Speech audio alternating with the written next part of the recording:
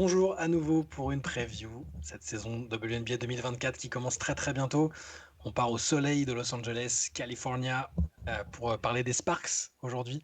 Les Sparks, là aussi une franchise mythique de la ligue, qui est en mal de performance, de reconnaissance, peut-être même de médiatisation, ce qu'on ne pensait pas possible pour une équipe de Los Angeles. Mais une saison intéressante qui s'ouvre pour les Sparks. Alors avant de parler de celle-ci, on va évoquer la saison 2023 qui a été marquée par 17 victoires et 23 défaites, une 9e position en saison régulière pour la première saison de notre ami Kurt Miller et ses chemises flamboyantes sur le banc des Sparks. Pas de qualification en playoff malgré un beau combat pour tenter de décrocher cette qualif. Et des individualités qui ont plutôt performé, même si la plupart d'entre elles ne sont plus dans l'effectif, comme on le verra après. Neka Ogumike, avant de partir, a quand même réussi à être élu dans le deuxième 5 All WNBA. Jordan Canada, elle était élue dans le meilleur 5 défensif. Et Neka Ogumike aussi dans le deuxième 5 défensif. Donc une belle saison pour Neka avant de quitter sa franchise de toujours. On va parler des mouvements de l'intersaison. Flo, est-ce que tu peux nous dire tout ce qui s'est passé? Et ça a été assez agité du côté de LA. Oui, tout à fait. Je pense que ce qui a un peu tout lancé, c'est effectivement le départ Neneka, qui a décidé de ne pas rester, de ne pas rester à Los Angeles. Et donc on en a parlé il y a quelques jours, qui va faire, je pense, les beaux jours de Seattle. Et ça a été le point de départ d'un gros bouton rouge, hein, de Los Angeles, qui s'est mis à laisser partir tout le monde, à trader dans tous les sens, récupérer des pics. Donc on est vraiment sur un gros bouton rouge des familles, on a tout fait sauter.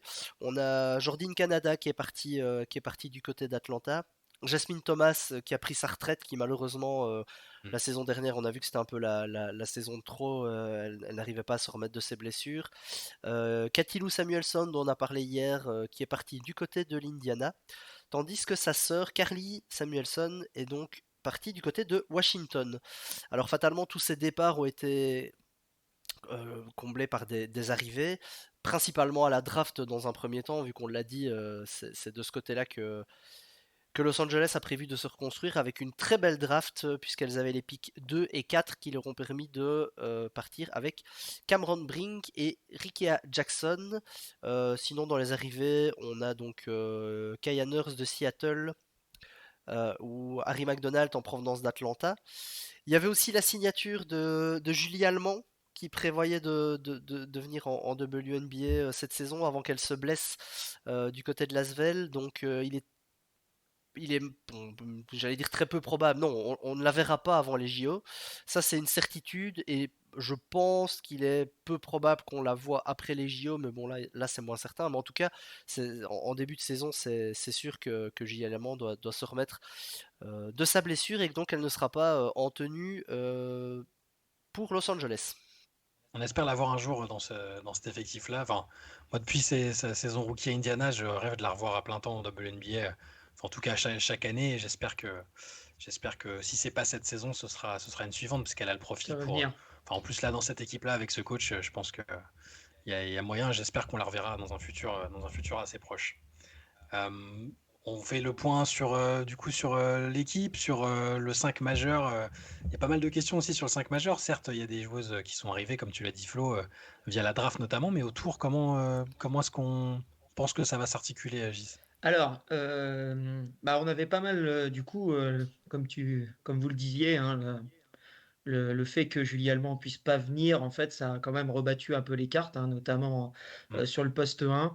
Quand on regarde l'effectif, il y a pas mal, il y a pas mal de joueuses meneuses, hein, des Zia Cook, des Harry McDonald. Nous, on a fait plutôt le choix de l'expérience, hein, dans cette équipe qui risque d'en manquer un petit peu, hein, on va en parler pour les autres joueuses.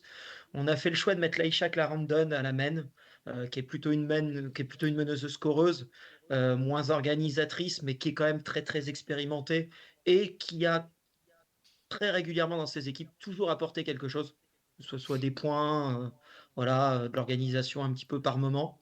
Donc voilà, on est plutôt parti sur une main plus expérimentée. Au poste 2, on envisage très sérieusement Lexi Brown. Je pense qu'il n'y aura pas trop de doute. L'année dernière, elle a eu des pépins de santé. Elle a été longtemps malade. Elle n'a pas pu beaucoup jouer, mais c'est une joueuse, je pense que Kurt Miller aime beaucoup. parce que c'est une joueuse qui défend énormément, qui est très dure en défense, qui met beaucoup de shoot en plus extérieur. C'est intéressant dans son poste de jeu. Sur le poste 3, on a mis une nouvelle arrivante de cette fameuse draft 2024, donc Rickea Jackson, hein. On pense très sérieusement que les Sparks vont reconstruire et donc vont vouloir développer leur jeune joueuse. Rickea Jackson, et on en a parlé plusieurs fois, est un talent brut qui peut des fois avoir quelques manques, hein, voir aussi un petit peu le comportement, voir comment ça peut se passer. Mais il ne fait pratiquement aucun doute que, vu qu'elle a été draftée au pick 4 en plus, que les Sparks veulent l'utiliser. Pourront d'ailleurs l'utiliser soit au poste 3, soit peut-être au poste 4. Elle peut jouer sur les deux postes. Au poste 4, de base, on avait envisagé Azura Stevens. Il est de grandes chances qu'elle ne débute pas la saison. Elle est actuellement blessée au pied. De ce qu'on a lu, c'était environ 8 semaines. Donc, bon, on va voir. Elle va certainement manquer le début de saison. Donc, nous, on est parti pareil sur une chose un petit peu plus expérimentée, hein, d'Erika Hamby, pour faire une doublette avec la recrue phare des Sparks. Là, peut-être, s'il y a une chose à regarder dans les Sparks cette année, c'est effectivement Cameron Brink, qui va certainement prendre le poste 5 et qui, on le pense en tout cas, devrait être assez phénoménal dès son entrée dans la ligue. C'est ça, elle fera l'objet d'une des rubriques avant la fin de cette preview, évidemment, Cameron Brink. Voilà, quand je vois la manière dont tu détailles l'effectif, j'ai quand même l'impression en termes de points forts que bon, et Kurt Miller est le coach, donc la défense sera un point important, c'est sûr, même si les Sparks ne se qualifient pas en playoff, il y aura un accent mis là-dessus sur la défense. Il voudra absolument des joueuses qui défendent bien et il a en théorie, à l'intérieur en tout cas, de quoi faire. C'est-à-dire que bon, Cameron Brink, dont on va encore parler, c'est voilà, une capacité, un potentiel défensif absolument immense. Quand Azura Stevens sera là, Azura Stevens, c'est une super joueuse défensive aussi. Et le reste de l'effectif, sur le plan athlétique, sur le plan des dispositions, il y a aussi de quoi faire. Donc, je pense que la défense peut être une base de travail hyper intéressante pour cette équipe-là globalement. Et on a vu que Kurt Miller, par le passé, avait réussi à développer toujours un ADN, une identité défensive qui permettait à ces équipes d'aller assez loin, de progresser. Au Sun évidemment en particulier et je pense que ça va être une des choses à regarder. Brink évidemment, mais aussi la défense, comment ces joueuses là vont se comporter. Ce sera forcément mieux et plus intéressant quand Azura Stevens reviendra. On lui souhaite de revenir assez rapidement dans la saison. Mais voilà, pour le point fort, je pense que ouais, cette défense et cette défense intérieure en particulier sera à l'avantage des Sparks. Flo, tu vois un point faible majeur dans cet effectif des Sparks? Mais le souci, il est peut-être de l'autre côté du terrain, justement. C'est-à-dire que, comme on l'a dit, il n'y a pas Julie Allemand, qui est quand même une toute bonne créatrice de Euphémisme. dans le basket féminin actuel. À la main, on pressentait Leisha Clarendon. Très honnêtement, que ce soit au final Harry McDonald ou Zaya Cook, on a le même problème. Ce sont des joueuses qui sont pas spécialement des meneuses pures dans le sens créatrice, gestionnaire. Leisha Clarendon, c'est une joueuse qui est très bonne offensivement, mais pour elle, en fait, c'est pas une joueuse qui sait facilement être dépositaire du jeu. Et donc, justement, on se demande un peu qui va être dépositaire du jeu dans cette équipe. Euh, il y a deux rookies, mais bon, c'est des rookies. Cameron Brink, avec tout le talent qu'on lui donne, elle peut déjà être très très rapidement élite en défense, mais par contre, elle a encore beaucoup de choses à polir offensivement. Et puis de toute façon, c'est pas elle qui va spécialement porter la balle, créer du jeu. Lexi Brown, c'est une joueuse off-ball. Donc voilà, on sait pas trop comment le jeu offensif va pouvoir s'organiser. Surtout que tu as vanté les qualités défensives de Kurt Miller. Euh, Moi, j'ai mes quelques doutes sur sa capacité à réellement. Il va presque falloir que ce soit le coach qui crée des systèmes pour que ça bouge de soi-même. Et je pense que c'est pas le point fort de Kurt Miller. Donc autant je pense qu'il va y avoir une assise défensive qui va être vraiment l'identité de cette équipe et c'est très bien. Par contre, je pense que pour ce qui est de mettre des paniers, ça va être un peu plus compliqué. Ouais. Alors cette identité défensive à court, moyen, long terme, on la voit être incarnée par une joueuse en particulier qu'on a adoré suivre, dont on a adoré suivre la progression en NCAA ces dernières saisons.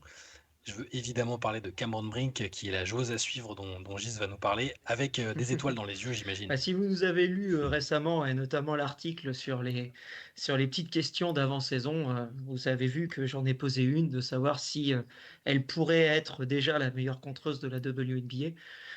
J'ai même été un petit peu plus loin, même si elle pourrait même déjà avoir des votes pour le trophée de meilleure défenseuse de l'année.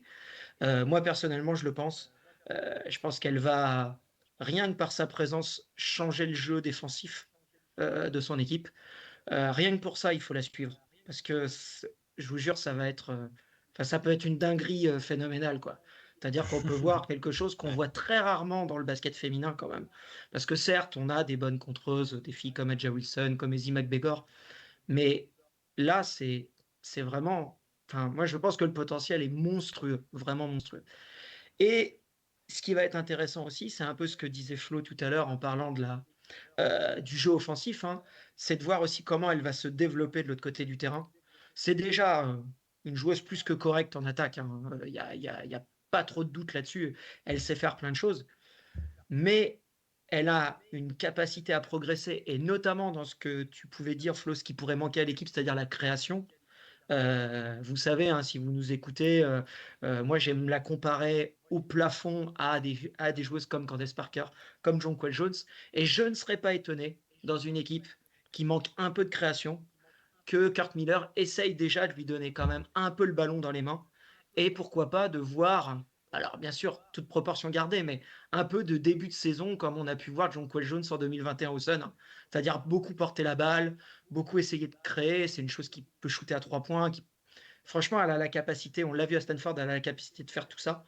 Donc ça va être très très intéressant, hein. Il est évident que les Sparks vont pas gagner 30 matchs cette saison, hein. C'est pas le but du tout, hein. On en rigole entre nous, mais l'objectif des Sparks, c'est sans doute Paige Bakers en 2025, ce qui pourrait d'ailleurs faire un duo très fort. Ouf, Mais voilà. rien que pour Cameron, honnêtement, je pense que ça vaut le coup de suivre cette équipe, hein, un petit peu à l'image de ce qu'on disait pour le Fever avec Caitlin Clark. C'est des joueuses qu'on imagine générationnelles.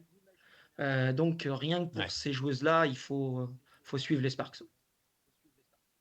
Ça, on va guetter un peu comment Cameron Brink va gérer le challenge voilà, des fautes comme elle a eu à le gérer en début de carrière, notamment en NCAA. Les progrès offensifs dont tu parlais, ils étaient déjà présents de façon assez linéaire à l'université. Et bah, voilà, c'est pas une surprise. Je pense comme toi que ça va être une joueuse absolument monstrueuse et qui va marquer la WNBA pendant des années. Là, pareil, ce qu'on a dit sur Caitlin Clark l'autre jour, on va, nous aussi, même si on a beaucoup d'attentes sur elle, on va être patient parce que voilà, elle va arriver dans une ligue qui est pas, voilà, qui est faite de joueuses très, très déjà confirmées, très fortes.